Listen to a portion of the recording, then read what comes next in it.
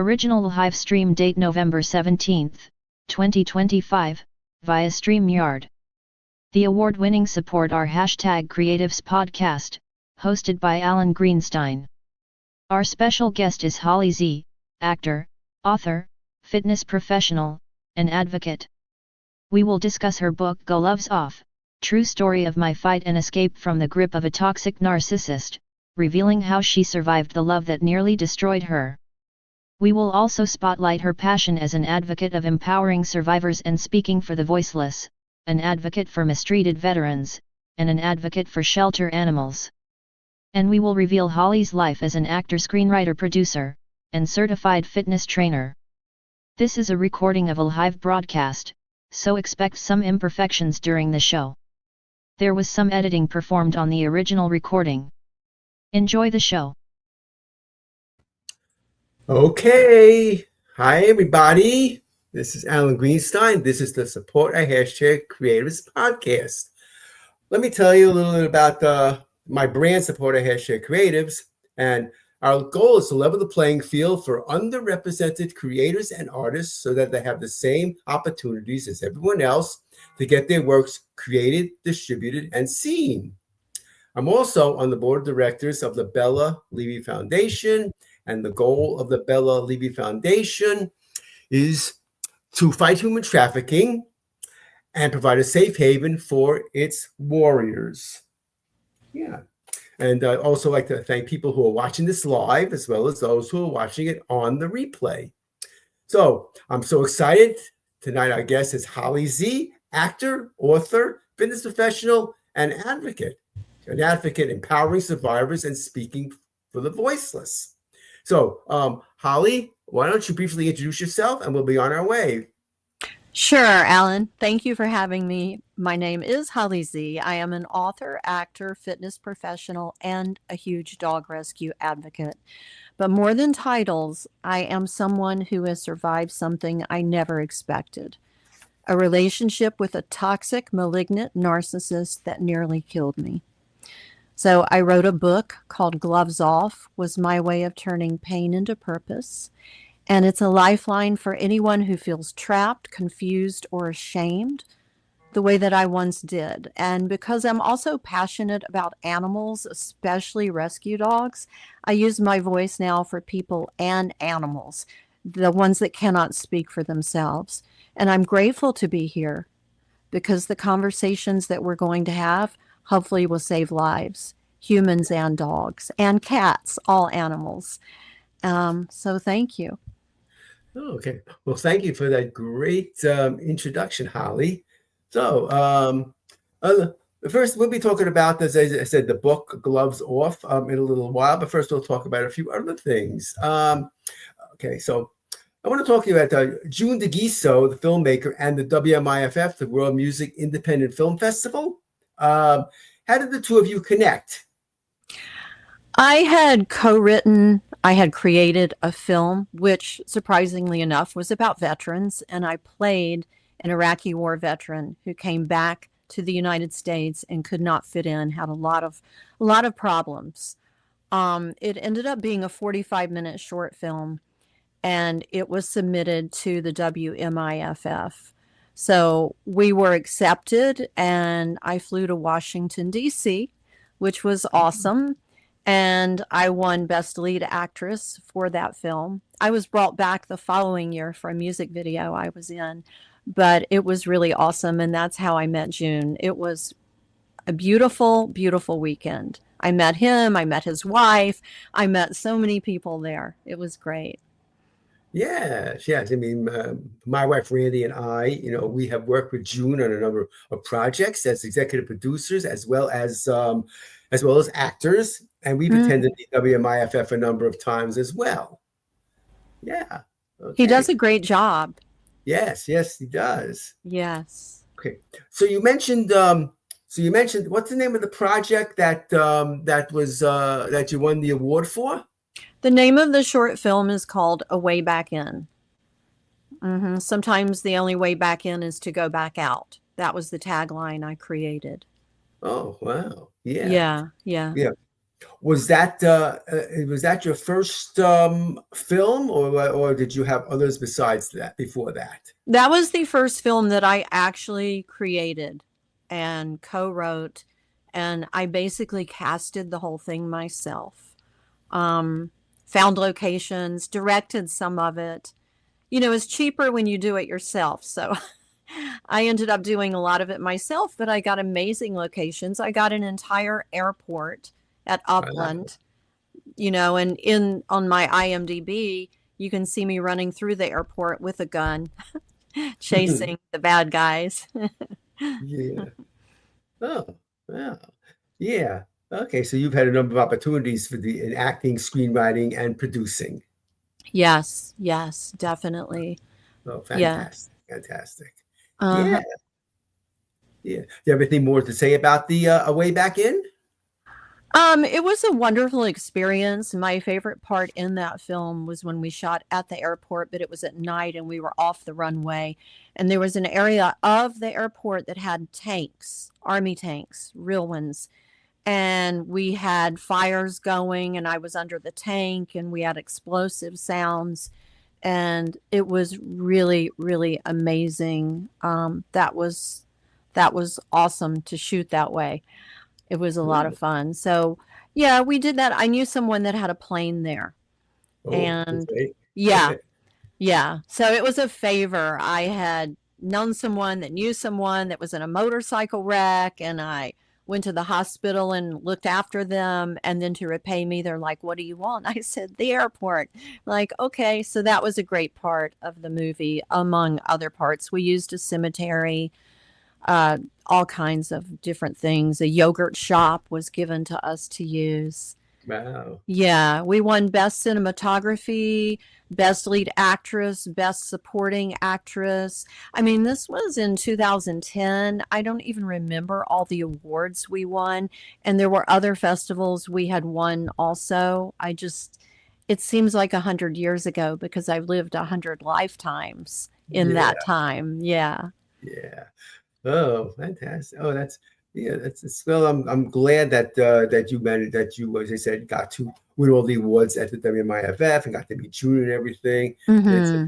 and basically, I mean, that's how we the two of us recently met. He mentioned you and said that it'd be great, great. You'd be a great candidate to be interviewed on the show, and here we are today. Yeah, exactly. And he did bring me back the following year to be a presenter.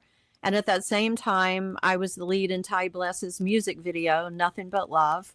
And when he flew Wow. out here, we shot that on Venice Beach, and that was awesome. That was really fun. Wow, that's really exciting. Yeah. Yeah. Okay. Okay. Tell us about being a certified fitness trainer. How did you get into that? You know, I actually started that in New York, in Manhattan, Oh, in the wow. mid to late 90s. I moved to New York in the 90s, right smack in Manhattan.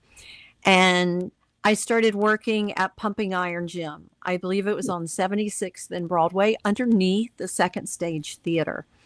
Oh, And wow. yeah, do you remember that area? Yeah, yeah, yeah. There was a Yeah, sure. I Zabar's know over the area. there. Yeah. And so I was working the front desk, and I just got really interested in the trainers. I've always been into fitness. Okay. I took karate. I was a first degree red belt. I've always been into health and fitness and sports. So I just started training people. I started learning, and I flew out to LA and I got my certificate as a registered trainer with the American Council on Exercise in the 90s. And back then I was training Carly Simon. I was training Oh, some of the heads in the financial district, Lehman Shearson brothers. You remember them? They were like a big deal. I had one of them. I don't even remember which one, but I had a lot of high end clients, and I would wow. go to people's homes and train them. And Carly came to the gym a couple of times, but people were coming up. We couldn't even train. So I'd go to her brownstone on Central Park West, somewhere Oh, around cool. Central Park West. And Cool. she Yeah. had me hooked up with Mia Farrow. I was supposed to start training her at that time, but that's the time the whole Woody Allen Soon Yi thing broke. So she really, that ended that. But I trained people there until I got married at that time. And I actually met my ex-husband through one of my clients that I trained. Mm. So that's how that came about. And during that time, I was getting into acting, and I started going to acting classes, and I ended up trading training for classes, which that worked out really nice too. And that's how that all happened. And then, I've been training people out here. I started my own niche. Is called Stretch, Rattle, and Roll. It's a program that I designed myself.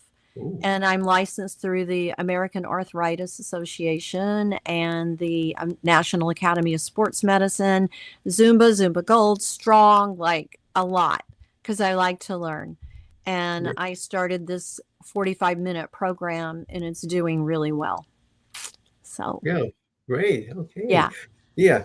All right. So, how many years were you in New York? I was in New York 10 years. 10 years. Okay. And did you Mhm. move back to Los Angeles after that? Yes, I came Okay. out to LA and moved right to Venice Beach. Oh, okay. Yes. Yeah, which reminded me of New York because it was a very busy area. At the time I was still married, so we came out here together. And him being a native New Yorker, he was from Brooklyn, like you, actually. I just Yeah. realized. We picked a house on the busiest corner in Venice Beach, and that's where we moved to. And then we could hear all the traffic and see all the tourists come, and we felt like we were in New York, but at the beach. Oh, yeah. I guess it's the beach that never sleeps, right? Yeah, exactly. Exactly. And it wasn't as dangerous then, it's different now, but it was cool. I liked it. It was very artistic and I loved it. Yeah. Yeah. Okay. Okay. Tell us about your work as an animal rescue advocate. I got into animal rescue back in around 2009, and it started when I was living in Venice Beach. I was divorced by then, and I was outside my apartment, and there was the cutest little chihuahua running down the street with a leash dragging, and there was a gang of people running after him. And I'm on the phone, right? And I see him go by, and I'm like, hey, there's a chihuahua that just ran by. And then, like 10 minutes later, he's back and he runs across the street to me. Like he's looking at me running across the street. There's traffic. And I bent down and he jumped up. He landed in my arms. And the people that were chasing him said, "Is he yours?" And I said, "He is now." And I kept him. And my neighbor, who was on her balcony witnessing the whole thing, she's like, "We have to put an ad on Craigslist to make sure he doesn't belong to someone." I was like, "No, I want to take him to Target and buy him some clothes, give him a home." Anyway, she did that. And what happened was she knocked on my door the next night and she said, "I found his owner." And I'm answering the door. He's got on a new camouflage outfit with a little hat in my arm. And she's like, "I found his owner." And I said, "Oh, no." She said, "But I think she's going to give him to you. She wants to meet you at a park up in Venice Beach." So I went up there. It was night. It was raining. It was a really bad park. A lot of crips at that time in Venice Beach. And, but I wasn't afraid. So I went up there and she was there. She had a neck brace on. She had been through a lot. And she looked at us and she goes, "You two belong together. You can have him." And I Oh, said, "Really?" She's like, "Yeah. So we became friends, and we've been friends ever since. We still talk today. I named him Nacho because he looked like a little nacho running across the street. And when I told her that, she said, I had named him Taco. And when she tried to kiss him goodbye, he tried to bite her because he wanted to go home with me, which he did, and I kept him. Unfortunately, he developed a brain tumor about 3 years later and he passed away. So that was my first loss with somebody so close to me. But because of him, I wanted to get him a wife. So I went to North LA Shelter. I saw this dog on Facebook that had a deformed leg. People had broken her leg and put cigarettes out in her ears. So I saw her on Facebook. I called the shelter. I said, "Can I come tomorrow?" They said, "She won't be here tomorrow." "What do you mean?" She won't be here. They were going to put her down. So I drove to the shelter. I rescued her right away. I named her Angel because she had the face of an angel. And between Nacho and Angel, I got heavy duty into rescue. I started rescuing with Jamie Ginsburg in New York, like all across. I would drive all over LA and get dogs. I was part of Project Flying Chihuahua, where I went and pulled 12 dogs from a shelter, and we got them all vetted, put them on a plane, and shipped them to New York because there are small apartments there. People needed small dogs. Oh, yeah. So I did a lot of rescue, and then I had to step away from it for a while because it was just breaking my heart at how cruel people could be. I couldn't do it anymore.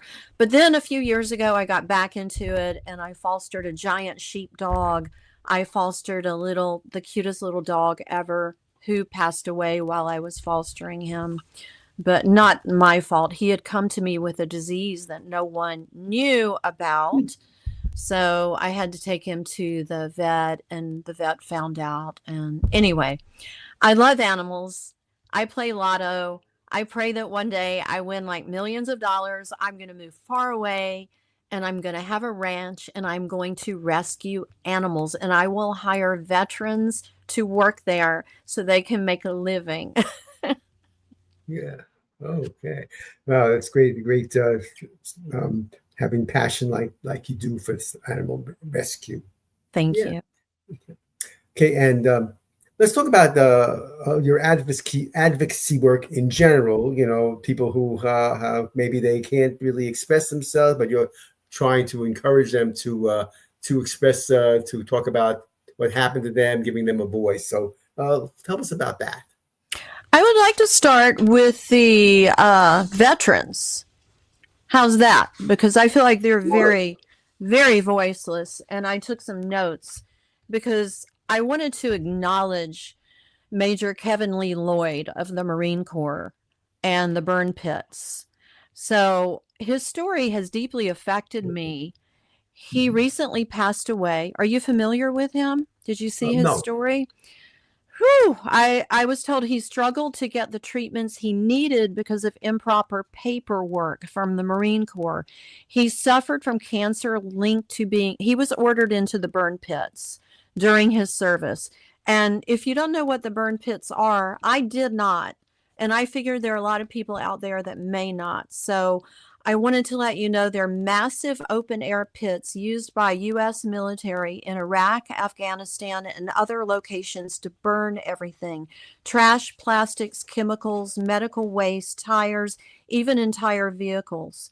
Service members were often ordered to work near them, breathe the smoke, or stand inside the contaminated areas. The fumes contain toxic chemicals, heavy metals, and carcinogens that have been connected to long-term respiratory illnesses, autoimmune disorders, and cancers. Many veterans have spent years trying to prove their illnesses were caused by the burn pit exposure. Some have been denied care, like he was, or delayed in receiving medical benefits, often because of missing paperwork, incorrect forms, or administrative errors. Kevin's story is heartbreaking, and it is one of the reasons I am stepping into advocacy. No Marine, no soldier, no veteran should ever be denied care because of a paperwork problem, especially when their illness came directly from working for the military. Right now, I am helping my brother from church get his DD-214 straightened out. He served 7 years. He has medals in marksmanship, all kinds of things, and they do not have his 7 years on his DD-214s, which means he can't get the medical treatment he needs. Wow. And when he retires, he won't get his full benefits. I've driven him places. I've driven him to Wilshire, to the Veterans Administration, all 4 different places we've gone. We can't get the DD-214 straight yet, so I'm not going to give up on that. And what really got me going on this, you can tell I have a great passion for this because I'm watching him, what he's going through, and people like him need a voice. People like me. If there were more than one of me, if a lot of us did this, they wouldn't be in the shape they're in. During COVID, I drove by, not on purpose, but during the COVID time, I drove by the Veterans Administration, and there were countless tents out there by the street. Okay, and I wrote this down. Hundreds of them lined up one after another. They were immaculate. Every single one had an American flag. They were clean, they were organized, they were maintained with pride, as if these men and women were still serving in our military. They were living on the street. And that image, I started crying, because all over Los Angeles, we have thousands of tents filled with trash, drugs, chaos, but the veterans' tents were spotless. They had dignity even when they were suffering, and it sparked an angry fire in me that I will always have to be there for them. So these are the people who serve this nation. They should never be living in a tent on the side of a road in 108 degrees or 45 degrees in rain. Okay, so it changed me, and it made me realize that something in our system, not only in the shelter system, where that is so broken with animals, but it's broken with our veterans system. So I have a lot of things to say about that, but I also did want to go into, because I took some notes for you, for the viewers, quickly, because a lot of people are interested in the dogs and the cats. So let me tell you, in the city of Los Angeles, the shelter system reported that in just the first 7 months of 2025, 909 dogs were euthanized. Perfectly good dogs. That's 4 lives every single day, just in the 6 city shelters. Okay, in 2024, they euthanized 1,224 dogs in 9 months, a 74% jump from the year before. It's a crisis here. Shelter staff and volunteers have admitted healthy adoptable dogs are being euthanized. Shelters are right now 200 dogs over capacity. So it's really bad here. If you look in the United States, 2025 across the United States, 164,000 dogs have been euthanized across the United States just in 2025 in the first 6 months. We need to do something. People need to know. This is why I speak out. When you add cats to it, the numbers of animals that have been murdered are 290,000 just in 6 months. So this is why rescue matters so much to me. Behind every number is a face. Like if you've read my book, My Dog Bandit, that recently passed away. Okay, a dog who loved unconditionally, who trusted, and who deserves full life. Dogs and even more cats are dying simply because they run out of time, out of space, or out of luck. Not because they were broken, not because they were unlovable, but because the system failed them. The system is overwhelmed. So when you foster, or when you adopt, or even when you share a post, when you rescue, you are literally saving a heartbeat that someone else would never get to meet. These animals are not statistics. Their stories, their lives, their souls, their hope, and they're counting on all of us to fight for them. So these are my passions. Yeah. Outside of my book. Yeah, which we are going to talk about in a moment. And thank you for what you said. And we have to figure out a way, to publicize this more. Thank you. Yeah. Thanks. Let people know more about what you do and why you do it. It's amazing. Thank you so much. Okay. Yeah. I'm learning more about you than it's great that's having to get people on like such as yourself, and I can learn something that I was not expecting necessarily to learn about. That's great. So it's great. Yeah. Okay. So now we're going to talk about the main topic, gloves off, and tell us about your motivation for writing this particular book. You got it. All right. The motivation for this book came from an extremely raw place. When you leave a narcissistic relationship, especially one as psychologically abusive as mine, and I took notes. You're not just trying to understand what happened, you're trying to save your own mind. My journal was the only safe place I had to untangle the lies, the manipulations, the confusion, the trauma, and the spiritual warfare I was living through. The motivation became so much bigger. I could be walking to the grocery store from my car and have to just stop. Things would flood my mind that I had not seen or even known. They would just pop in my mind, and it was abusive what I had lived through the last 7 months. And I learned later that's PTSD. It causes a lot of PTSD. It causes brain damage many times for people who have been in a narcissistic relationship because it affects the amygdala gland in the brain. But, you know, I wanted to give women and men, because they're narcissistic women as well as men. Although right now the statistics lean more, 65, 66% are men, but they're still, you know, all it takes is one narcissist. That's all it takes. So I wanted to help people that were going through what I was going through. I didn't want anyone to ever experience it to begin with. But if they did, I wanted to help them get through it so they wouldn't think they were crazy, because I was starting to think I was losing my mind, and I didn't know why. So my book really isn't about me so much as it is about what can happen for someone else, because I chose to speak. I chose to relive those horrendous events, which in the book there's 73 of them, which I titled, instead of chapters, I titled them rounds. And that is because I used to box.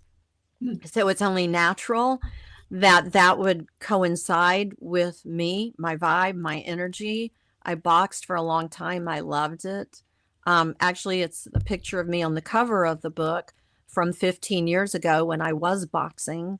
I had a wonderful trainer. He was ranked second in the world. Yes, that's it. Jorge Diaz-Urbino was my trainer. I took a fight at that time, but the other side backed out, which was, it was a blessing. After he started training me, it was a whole different training for the ring than it was what we were doing. So, yeah, I wrote that book for others, not for me. Okay.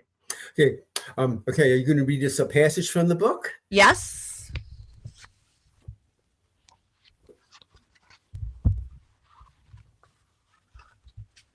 I wanted to read you something that I did not know. And then if there's time, I'll read you something else. But I wanted to know how many women are murdered during the 7 times of back and forth, because most women or men try to leave 7 times before they finally break free. About 30 to 75% of intimate partner homicides happen after the victim has left or is in the process of leaving the relationship. This is from the CDC and the National Coalition Against Domestic Violence. The most dangerous time for an abused woman or man is in the weeks or months after she leaves, when she signals she's leaving, when she no longer engages in the cycle and the abuser realizes they've lost control.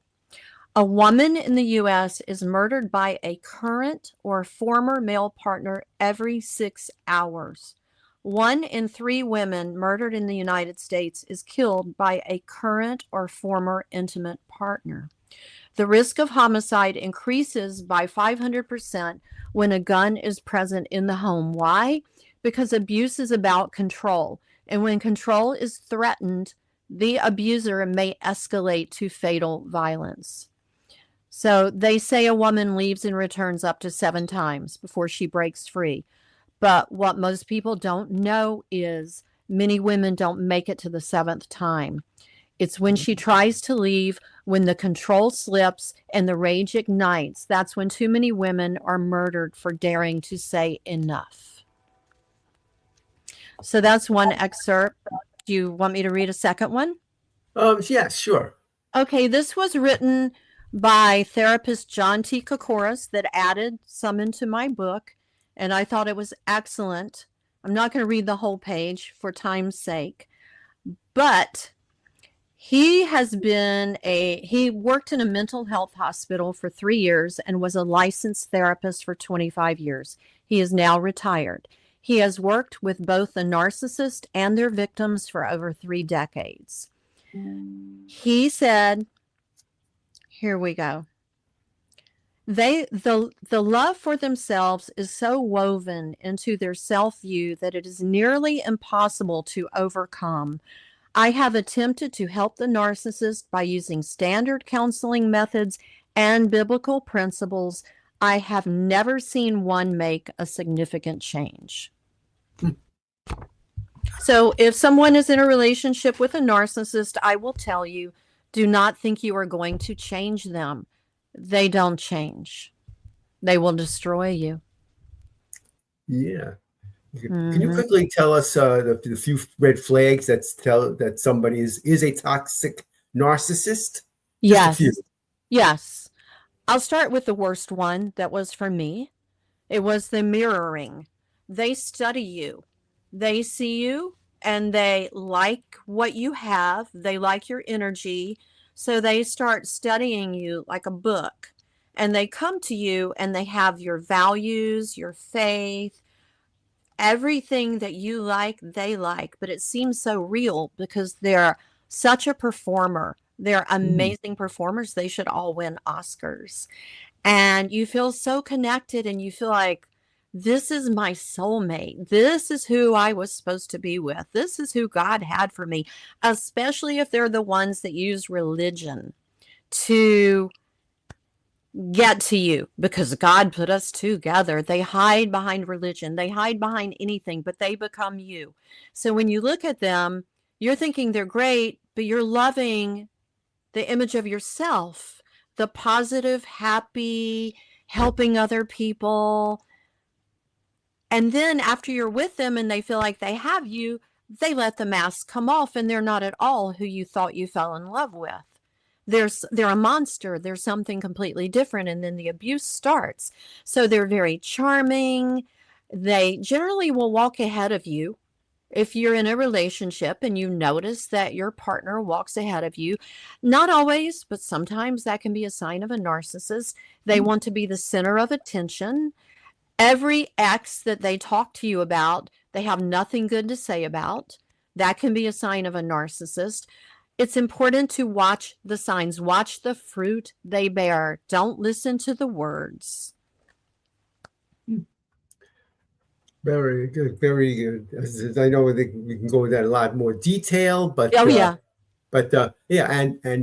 And by reading Holly's book, you will definitely learn all about that. I mean, I didn't know that there was such a classification of a person like that, but now I know. Very, very important to recognize when a person is yes, like that. Yes, Yeah. They'll make you think you're crazy. They're great at gaslighting. You know, all your friends, they'll be so jovial and wonderful around, so your friends fall in love with them, and behind closed doors, you know, they're a monster to you. But Yeah. anyway. Right. Yeah. Fantastic. And by the way, people, you can purchase some gloves off at Holly's website, which we'll repeat later, but I'll say it right now. Anyway, it's at hollyz.me, and you can purchase it through there. Yeah, I have the link to Amazon on there, Barnes & Noble on there, and Ingram Sparks. Or you can go directly to Amazon. You don't have to go through my website and just type in gloves off, Holly Z. And my website, the link does go directly to Amazon. So get it however you want it.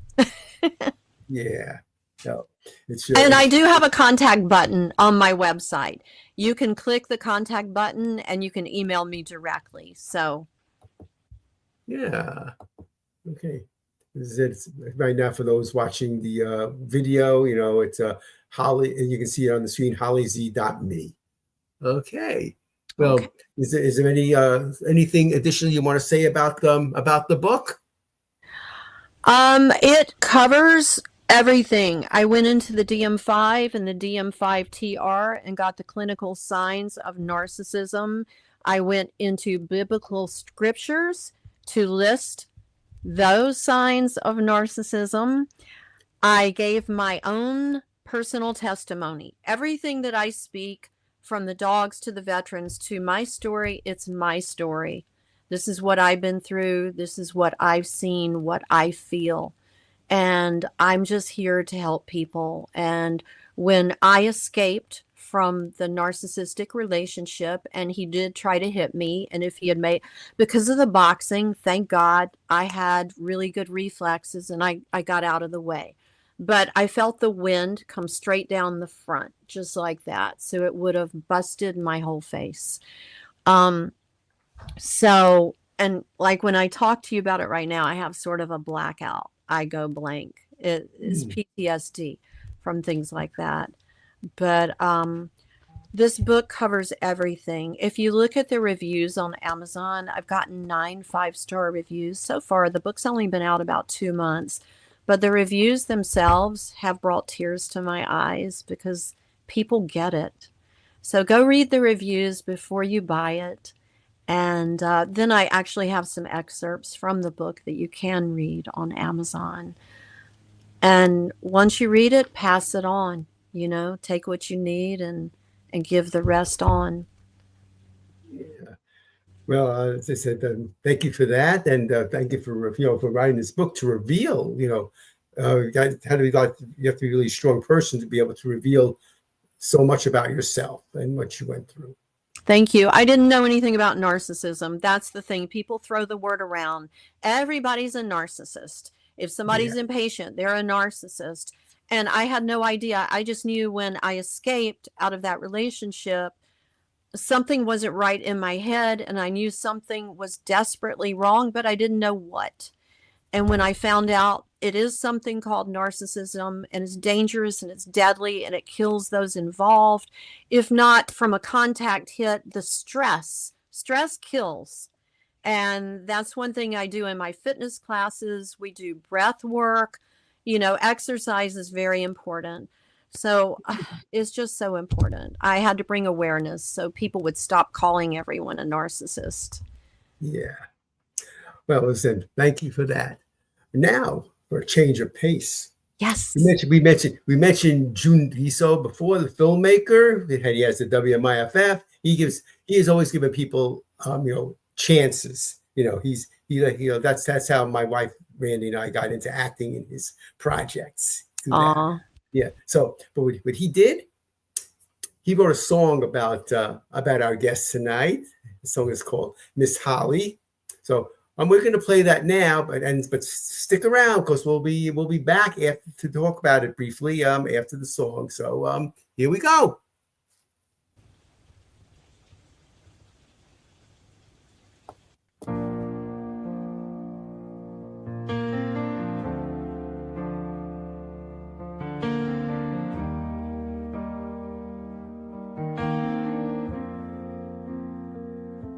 It was 2010 when I first saw your face, a spark in the room full of talent and grace. We gathered together, first festival night. You sat beside me, felt something was right. My wife was there too, and you smiled so kind, but you left a quiet echo deep in my mind.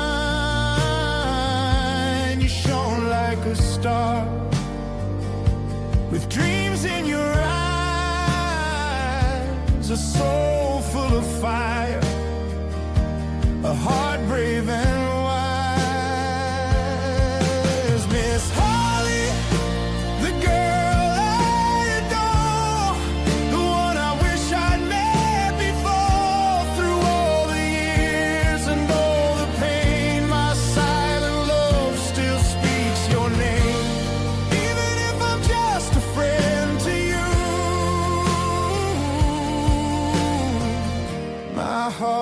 holds something pure and true. You came back again,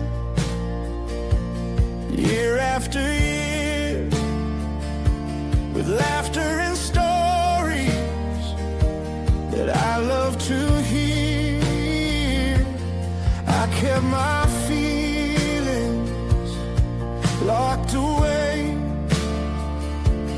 afraid the truth would drive you away. I watched from afar as you search for love, praying for guidance from heaven above. You gave your heart, but it broke each time. Still you rose again, strong and sublime. Miss Holly, the girl I adore, the one I wish I'd met before. Through all the years and all the pain, my silent love still speaks your name. Even if I'm just a friend to you, my heart holds something pure and true. Now the seasons change, but my heart stays the same, wrapped in a memory, locked in your frame. Your laughter still lingers like a sweet melody, a soulful reminder of what's meant to be.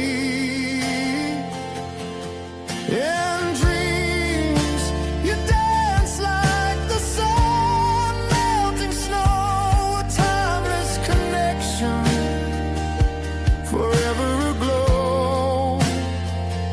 So here's to the moments, both bittersweet, a song played softly on repeat. As the years go by, I'll still write this line for Miss Holly. You'll always be mine, though life takes its turns and we drift far apart. You've carved out a home within this old heart. Miss Holly, the girl I adore, the one I wish I'd met before. Through all the years and all the pain, my silent love still speaks your name. Even if I'm just a friend to you, my heart holds something pure and true. So here's to you, Miss Holly, my muse. In every verse, it's you I choose. No matter the distance, no matter the fate, you'll always be cherished. It's never too late.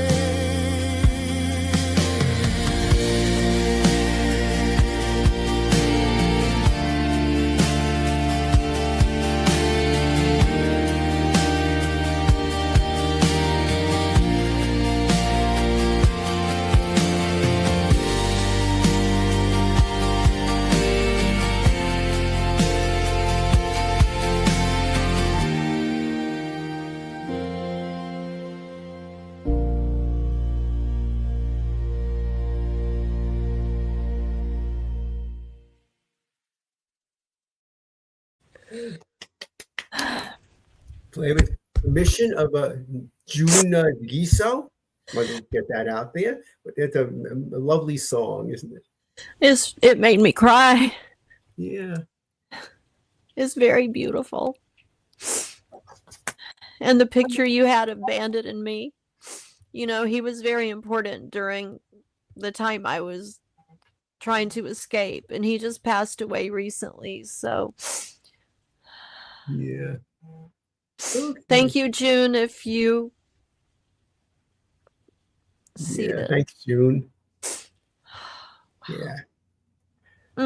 So, so what advice can you provide for people who want to emulate what you do? I took notes. I've been really good at note taking. If I can stop crying over the song.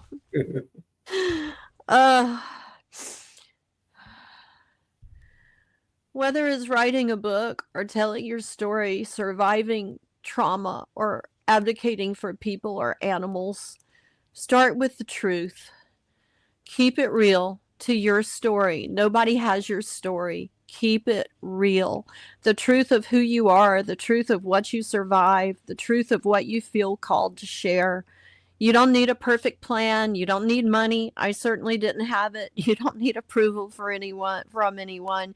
You need honesty, courage, and one step at a time in the direction of your purpose, and document everything.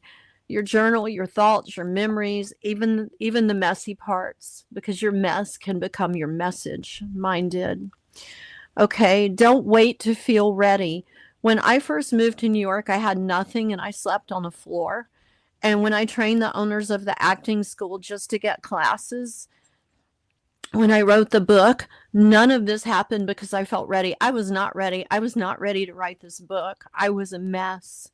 But it happened because I knew I could not ignore the calling on my life. So don't ignore the calling on your life, and surround yourself with people who lift you up, who lift up your spirit, people that do not drain it. Keep away from the people that drain you. I lost years to the wrong people. Now I protect my peace. I guard it. My life depends on it, and so does yours. And life goes fast. There's no guarantee of the next second. And finally, trust that your voice does matter. I never thought my voice mattered. I'm just one little person, right? But I guess it does matter because I'm here. So your story, your pain, your resilience, someone out there needs to hear it. You don't have to change the whole world, but you can change one life, one person, one animal at a time, and then another and another and another. That's how impact begins. Everything that I've done has come from courage and faith and belief that God never wastes suffering. If you feel called to do this kind of work, answer it. Someone's breakthrough may come from your calling and you answering it. Thank you, Holly. That's great. Yeah. And as we can see, June is here in our audience right now. So, yeah. I didn't know. Yeah, I posted his. Oh, there he is. Hey, June. Yeah. Your song's beautiful. Thank you. Yeah, thank you, June. Now that you made me cry. Oh, welcome to beautiful song. And June said that he was in page 100 of my book. And he thought if anybody could have written her a song, it could have been this guy, because this guy was well known. He was Grammy nominated. And June got so upset that he never wrote a song for me, that June wrote a song for me. And it means more than any song that fake person would have written. Yeah. Okay. And once again, go to that's not right. Wrong one. HollyZ.me to get in touch with her and purchase a book and everything else. So, I'd like to thank Holly for being here tonight. And thank you, Alan. And thanks to June for dropping in. It's good. And we played the song with your permission. It's really great. Excellent. Yes. Yeah. So as I said, this episode will be repurposed and to be on other platforms such as Spotify and also TV. So stay tuned for information on that. So with that, I'm going to say good night, everybody. Night, everyone. Episode credits. Main interview portion, originally live streamed and recorded by StreamYard, was repurposed by Alan Greenstein. Support our hashtag creatives. Animated and static logos were created by Shakisha Williams. Episode thumbnail static promo image was created by Alan Greenstein, using Canva. Episode intro and outro were written by Alan Greenstein. Episode intro and outro voices were created by text-to-speech technology, using Balabolka. Episode was edited and packaged by Alan Greenstein, using Camtasia and Spotify for creators. Thank you for spending time with us. Please tune into our subsequent shows as well as our previous shows.